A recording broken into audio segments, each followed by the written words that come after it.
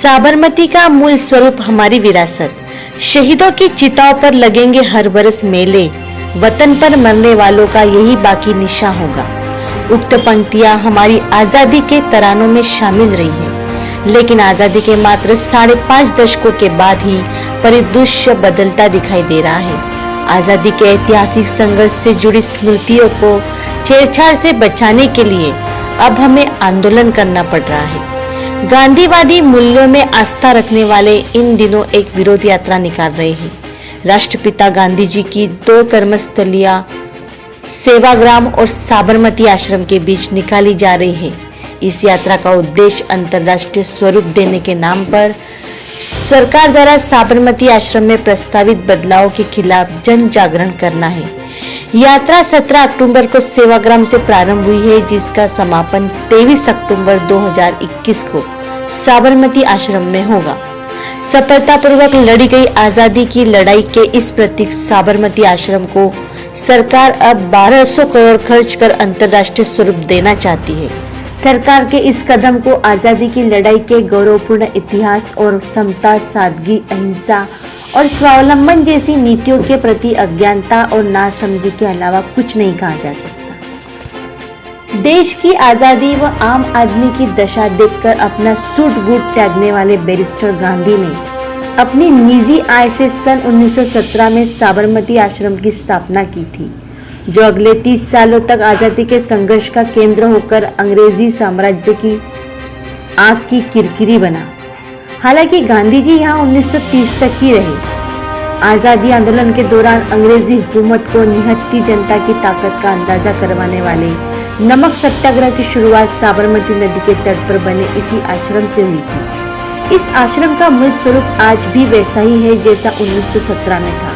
महात्मा गांधी की कुटिया हृदय कुंज के साथ उनके सहयोगियों की कुटिया बनी है। उपासना स्थल, उद्योग भवन में रखी सारी सामग्रियां आम आदमी के स्वावलंबन की प्रतीक है, जिससे गोरी हुकूमत खौफ खाती रही है।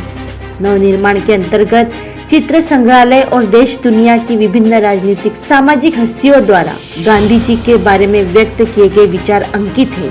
आश्रम में स्वावलंबन के प्रयोग साम्राज्यवादियों की गोली, बंदूकों और तोपों का सामना निहत्थी जनता को चरखे से करना सिखाने के लिए किए गए थे।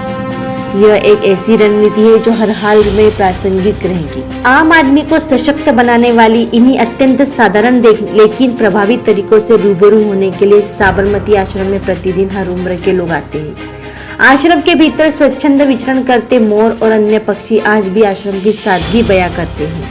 हमारी पीढ़ी ने हिंसक साम्राज्यवादियों का सामना करने का ताबीज देने वाले गांधी जी को तो नहीं देखा, लेकिन उनकी सादगी के दर्शन उनके निवास में रहे हृदय कुंज से सहज ही हो जाती है। समय की विडंबना देखिए, जिस निहत्थे कृशकाय अधनंगे फकीर ने अपने करिश्माई व्यक्तित्व से अपने समय की सबसे बड़ी साम्राज्यवादी ताकत को धूल चटाकर सत्याग्रह और अहिंसा के अपने अनूठे हथियारों से सारी दुनिया को परिचित करवाया, उसी की कर्मस्थली को अब अंतर्राष्ट्रीय स्वरूप देने की कोशिश की जा रही है। साबरमती आश्रम ईंट पत्थर का पुरातन ढांचा भर नहीं है जिसका नवीनीकरण कर उसे बहुमंजिला इमारत बना दी जाए। वह तो एक जीवन तस्वीर है जिसमें हम अपनी आजादी के आंदोलन को साफ साफ देख सकते हैं। गांधी जी के जीवित रहते हुए ही महान वैज्ञानिक अल्बर्ट आइंस्टीन ने उनके बारे में कहा था, आने वाली नस्लें शायद मुश्किल से ही विश्वास करेगी कि हाड़ मांस से बना हुआ कोई ऐसा व्यक्ति भी धरती पर चलता फिरता था। अल्बर्ट आइंस्टीन के ये शब्द आज शब्दशः सही साबित हो रहे हैं। साबरमती आश्रम अहमदाबाद से लौटकर MP छत्तीसगढ़ आज तक पर